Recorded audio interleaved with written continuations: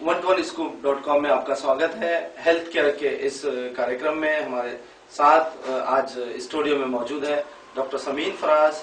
ये अंबाजुगाई बीड़ डिस्ट्रिक्ट से ताल्लुक रखते हैं। आइए हम समीन फराज से जानते हैं दांतों से जुड़ी हुई बीमारियों के बारे में, उसके इलाज के बारे में और इंसान के चेहरे पे खूबसूरती की अलामत दांत, वो इंसान की मुस्कुराहट पर, इंसान के चेहरे पर, इंसान की हेल्थ पर किस तरह असर करते हैं। डॉक्टर समीन, आपका हमारे स्टूडियो में स्वागत है। आप हमारे 121 स्कूप के दर्शकों को बताइए कि दांतों से जुड़ी हुई बीमारियां कौन कौन सी हैं। दांतों से जुड़ी हुई बहुत सारी बीमारियां हैं और बहुत सारे लोगों के नजरियात में मिसकंसेप्शंस हैं। एक डिसीज जो बहुत कॉमन है, जो 85% पीपल्स में पाई जाती है, वो है पेरियोडोंटाइटिस। मीन्स दांतों के ऊपर येलो पार्ट का जम जाना। उसका और दूसरी जो बीमारी है उसी की वजह से क्या होता है, पेरियोडोंटाइटिस की वजह से जो बोन है आपका इंटरडेंटल बोन है, वो लॉस होना शुरू हो जाता है। और उसके अलावा ये है कि जब आप धीरे धीरे आपको ऐसा लगता है कि आपके दांत साइज में बढ़ रहे हैं, एक्चुअली वो साइज में बढ़ते नहीं है, बल्कि मसोड़े कम होने की वजह से रूट्स नजर आती है उस दांतों की। इसकी वजह से जो है आपके दांतों में लूजनिंग हो जाती है और दांत वक्त से पहले हिलकर गिरना शुरू हो जाते हैं। एक ये डिसीज जो कॉमन है। सेकेंड डिसीज जो है most common in India, caries मतलब जिसका आम लफ्ज में अपन बोलते हैं उसको कीड़ लग जाना दांतों के ऊपर। कीड़े लग जाना। हाँ, और कीड़ जो लगने की जो वजह होती है वो ये वजह है कि किसी चिकट चीज को जो दांतों के बीच में जाकर फंस जाए और वो ब्रश वगैरह की वजह से क्लीन ना हो, उसकी वजह से इंटरडेंटल केरीज होती है। बहुत सारे लोगों में क्या होता है, डेवलपमेंटल डिसऑर्डर टूथ में, जिसकी वजह से क्या होता है, पिट एंड फिशर केरीज होती है, जो बच्चों में कॉमन है। और बच्चों में जो बहुत बॉटल की केरीज होती है, नर्सिंग बॉटल केरीज बोलते हैं उसे, जो दूध पिलाने की वजह से होती है। बॉटल में जो बहुत लॉन्ग टाइम तक सक करके रखते हैं, उसकी वजह से होती है। और बच्चों में, बड़ों में थोड़ा सा केरीज का पैटर्न ज्यादा अलग होता है। बच्चों में जो केरीज होती है वो रैम्पेंट केरीज में it involves more than one tooth and within so much less time। जी। और बड़ों के अंदर केरीज का पैटर्न अलग होता है और बड़ों के अंदर केरीज का पैटर्न जनरली पोस्टीरियर टूथ मतलब मोलर टूथ में ज्यादा होता है बनिस्बत एंटीरियर टूथ के। और बहुत सारे उसके बाद में अगर केरीज बहुत ज्यादा हो जाए, अगर कम है इसमें हो तो सिल्वर फिलिंग या एसएफ फिलिंग से हो जाएगी। हम आपसे पूछेंगे कि जब कैरिज हो जाती है तो कुछ लोगों को ठंडे पानी से तकलीफ होती है, किसी को गर्म जैसे चाय है वो पीते हैं तो तकलीफ होती है, इसकी क्या वजह होती है? जब दांतों में कीड़ लगना शुरू होती है तो दांतों के 3 पार्ट है। आउटर पार्ट है इनेमल, उसके बीच में डेंटिन, उसके बीच में सीमेंट नीचे लोअर पार्ट में टूथ में, और अंदर है पल्प। पल्प जो है it is vital part of the tooth. It contains nerves and vessels। ठीक है। Enamel is hardest tissue in the body। It is more harder than bone। ठीक है। And second layer जो है it is dentin, it is equal to bone hardness। Enamel क्या होता है कि it is mainly जो बैक्टीरियल इन्फेक्शन होता है।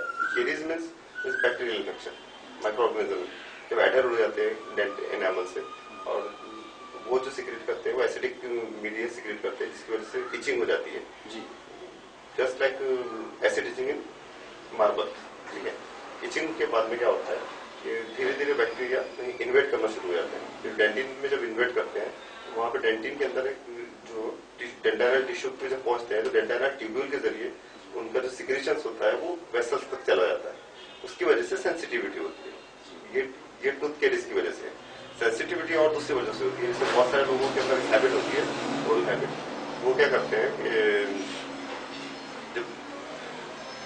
जब दांत घसते हैं, जब दांत घसना शुरू करते हैं तो बहुत जोर से घसते हैं। और जनरली क्या होता है कि लोग होते हैं राइट हैंडेड, वो अपना जो ब्रशिंग करते हैं वो लेफ्ट साइड में ज्यादा करते हैं। इस वजह से लेफ्ट साइड के जो दांत है वो घिस जाते हैं, उसकी वजह से सेंसिटिविटी है। वो सेंसिटिविटी केरीज की वजह से नहीं होती है। असल में उसमें भी सेम चीज होती है कि इनके दांत ज्यादा घिसने की वजह से इनेमल का पोर्शन घिस जाता है और डेंटिन एक्सपोज हो जाती है। अब dentin it is softer than enamel, dentin जैसी सॉफ्ट होती है, इस वजह से उसका जो एब्रेसिवनेस ज्यादा हो जाता है। जनरली इस चीज से बचने के लिए अपने को टूथ पाउडर का इस्तेमाल नहीं करना चाहिए, चाहे वो कोई भी कंपनी का हो, कितना भी ब्रांडेड हो, कैसे भी हो, ठीक है। इसलिए इसके इस्तेमाल का अगर सेंसिटिविटी को पोर्शन रोकना है तो इसके लिए आपको पेस्ट और एक्स्ट्रा सॉफ्ट ब्रश आते हैं, उसका इस्तेमाल करना चाहिए, ठीक है। और दांतों का जो अपने अपन हॉरिजॉन्टल मोशन में टूथब्रश करते हैं वो नहीं करते हुए वर्टिकल इसमें करना चाहिए, ठीक है। और एंटीरियर में भी जी, जो कैविटी बन जाती है, कैविटी को फिल करने के क्या क्या तरीके होते हैं? कैविटी अगर जैसे क्लास 1, क्लास 2 कैविटीज के ये है क्लासिफिकेशन ग्रेड्स है, और अगर सुपरफिशियल केरीज है, नॉर्मल है, सुपरफिशियल केरीज है, तो उसको जस्ट हम लोग क्या होता है ट्रीटमेंट के अंदर कि बर्स से निकाल लेते हैं उस केरीज को और उसके अंदर सिल्वर फिलिंग या ग्लास एनोमस जो नीड है कैविटी की डेप्थ के अकॉर्डिंग मटेरियल का सिलेक्शन होता है, उसके हिसाब से हम लोग उसको फिल करते हैं, ठीक है। अगर केरीज ज्यादा एक्सटेंसिव हो, ठीक है, तो उसका सेकंड ट्रीटमेंट होता है रूट कैनाल ट्रीटमेंट। अगर टूथ स्ट्रक्चर अच्छा है, हिब्रा नहीं है, मजबूत है, सेकंड ट्रीटमेंट है root canal treatment. Root canal treatment क्या करते हैं हम लोग, दांत का जो पल्प पोर्शन है, कोरोनल पल्प मतलब टूथ का ऊपर के भाग का पल्प, ठीक है, और रेडिकुलर पल्प मतलब रूट साइड का, ये दोनों pulp along with arteries, nerves and vessels पूरा पल्प टिश्यू निकाल देते हैं और उसकी जगह पे एक गट्टा पर्चा मटेरियल होता है जो रबर है, नेचुरल रबर, उसको फिल कर देते हैं और उसके बाद में उसके ऊपर कैपिंग कर देते हैं।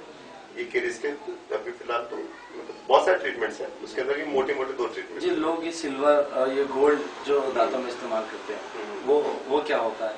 सिल्वर असल में सिल्वर जो है सिल्वर अलॉय होता है, एंड सिल्वर डेंटिस्ट्री के अंदर जो सिल्वर यूज किया जाता है वो सिल्वर अमलगम होता है।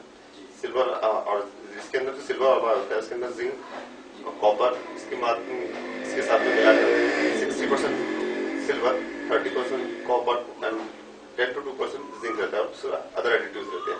और इसके बाद में मर्क्यूरी एक मेटल होता है, लिक्विड मेटल होता है, उसके साथ में मिक्स करके उसको एक अलॉय फॉर्म किया जाता है और फिर उसको दांतों में भर दिया जाता है, कंडेंस कर दिया जाता है, उसको हम लोग आम जबान में सिल्वर फिलिंग बोलते हैं। बच्चों में जो दांत गिरते हैं, दांत जो फर्स्ट टाइम जो दांत आते हैं वो गिरते हैं, तो क्या वो दांत दोबारा जो डिजीज पहले उनको हो चुकी होती तो वो डिजीज कंटिन्यू होने के चांसेस होते हैं?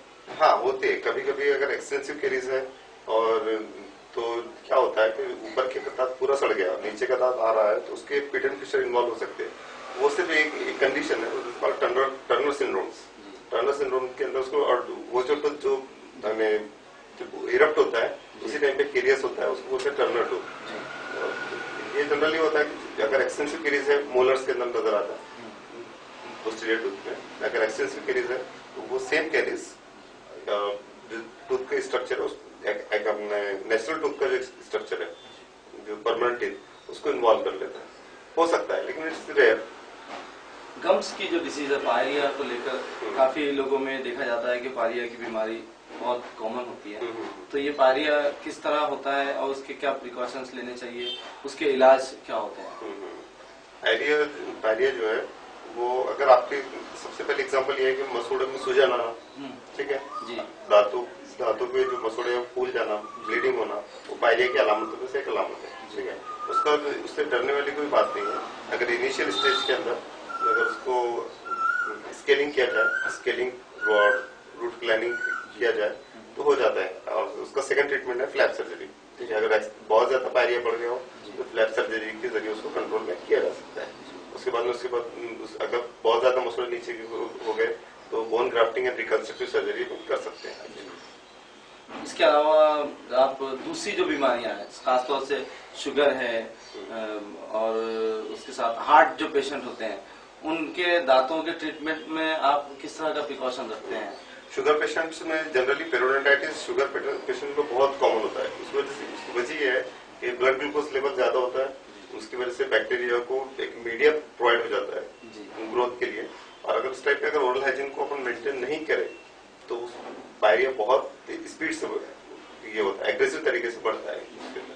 तो अगर बेस्ट पे ये है कि आप ओरल हाइजीन को मेंटेन करें, ठीक है। उसके बाद में आप एस्ट्रिंजेंट गम पेंट्स आते हैं वो इस्तेमाल करें और रेगुलर पेरोडेंटाइटिस या फिर किसी डेंटिस्ट की कंसल्ट करें, ठीक है। और अगर अपन शुगर है पेशेंट को, ठीक है, तो उसमें जैसे लोग होते हैं कि डरते हैं, दांत नहीं निकालते हैं शुगर, ऐसी कोई बात नहीं है। अगर शुगर को आप कंट्रोल करके अगर करें तो कोई प्रॉब्लम नहीं होता है, ठीक है। अगर हार्ट पेशेंट है तो हार्ट पेशेंट में क्या होता है कि उसका अगर जो डोज है, जनरली हार्ट पेशेंट और शुगर पेशेंट इन दोनों को भी अर्ली मॉर्निंग ट्रीटमेंट किया जाता है, सुबह मॉर्निंग में 10 बजे के आसपास में, क्योंकि ये टाइम जो होता है आदमी फुल स्लीप के बाद में जब उठता है तो फ्रेश होता है, तो इस टाइम पे ज्यादा इफेक्ट होने के चांसेस कम रहते हैं मॉर्निंग में, इसलिए जनरली प्रेफरेंस ये दिया जाता है कि ट्रीटमेंट मॉर्निंग में की जाए। हार्ट पेशेंट है तो उसकी जो मेडिसिन है उसको कंटिन्यू करते हुए हम लोग ट्रीटमेंट कंटिन्यू करते हैं उसको। दांतों की जो सर्जरी है उसमें किन बातों का ध्यान रखा जाता है आपकी तरफ से, और पेशेंट्स को किस तरह से प्रिपेयर किया जाता है उसको सर्जरी के लिए?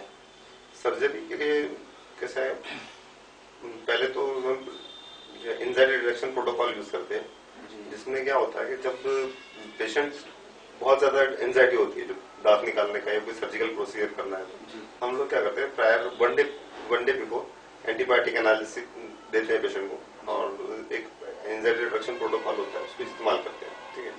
उसमें बहुत सारी मेडिसिन होती है, हम लोग वो देकर अर्ली मॉर्निंग सर्जरी करते हैं उसकी। और इसमें सर्जरी तो एक ऐसा प्रोसीजर है जो अंडर सेप्टिक प्रिकॉशंस करते हुए करते हैं जी सर्जिकल प्रोसीजर। आपका जो हॉस्पिटल है, क्लिनिक वो अंबाजुगाई में, तो आप वहाँ आपके उस इलाके में बीड़ डिस्ट्रिक्ट में महाराष्ट्र के किस तरह के पेशेंट्स आपके पास आते हैं ज्यादातर? बीड़ डिस्ट्रिक्ट एक्चुअल में थोड़ा सा अंबाजुगाई पर्टिकुलर प्लेस है, वहाँ पे आदिवासी लोग और इस टाइप के लोग ज्यादा है आसपास के इलाकों में, प्रॉपर जो अंबाजुगाई में नहीं है। उन लोगों में जनरली जो ट्रीटमेंट एक ये होता है कि तंबाकू और सुपारी खाने की बहुत ज्यादा आदत होती है, उसकी वजह से उनका जो मुंह होता है बंद हो जाता है, लॉक हो जाता है, उस कंडीशन को हम बोलते हैं ओरल सबम्यूकस फाइब्रोसिस। उसमें ये होता है कि उसमें आपको जो फाइब्रस बैंड फॉर्म हो जाते हैं, फाइब्रस बैंड उसको ब्रेक करना है, उसका ट्रीटमेंट सिर्फ सर्जिकल ही है, सर्जिकल फ्लैप लेकर ही उसका ट्रीटमेंट किया जाता है। जी।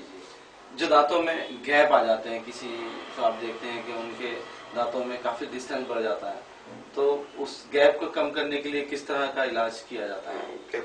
उसके लिए ऑर्थोडोंटिक ट्रीटमेंट किया जाता है, और गैप कितना है, साइज कितना है, साइज के अकॉर्डिंग हम लोगों का डिसीजन होता है। उसके लिए एक स्पेशल ब्रांच है ऑर्थोडोंटिक डेंटिस्ट्री, उसके अंदर में हम लोग उसका पूरा प्रोफाइल चेक करके सेफेलोमेट्रिक व्यू वगैरह लेके एक्सरे लेके हम लोग डिसाइड करते हैं कि इसका ट्रीटमेंट प्लान कैसा होगा और कितने टाइम के लिए होगा, उसके हिसाब से हम लोग उसको प्लान करते हैं। दूसरे देशों के मुकाबले में आप हमारे मुल्क में, हिंदुस्तान में, आप जो दांतों को लेकर जो अवेयरनेस है वो उसमें आप क्या डिफरेंस पाते हैं? दांतों को लेकर अवेयरनेस हिंदुस्तान में भी अब काफी आ रहा है, पहले नहीं था। पहले लोग ऐसा इतना ज्यादा हेल्थ केयर पे इतना ये नहीं करते थे, लेकिन आज जो है फिलहाल पहले आज 5 साल पहले मेट्रो सिटीज के अंदर था, लेकिन अब धीरे धीरे इंटीरियर्स के अंदर भी लोगों के अंदर अवेयरनेस आ रही है इंडिया में।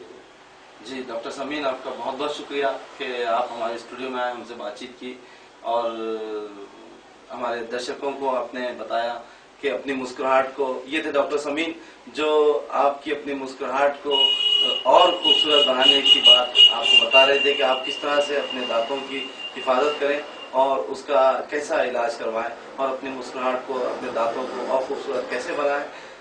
हेल्थ केयर के इस प्रोग्राम में आप देखते रहिए one-to-one-scoop.com। फिर किसी डॉक्टर के साथ इस विषय पे फिर आपके सामने हाजिर होंगे, तब तक के लिए हमें आज्ञा दीजिए।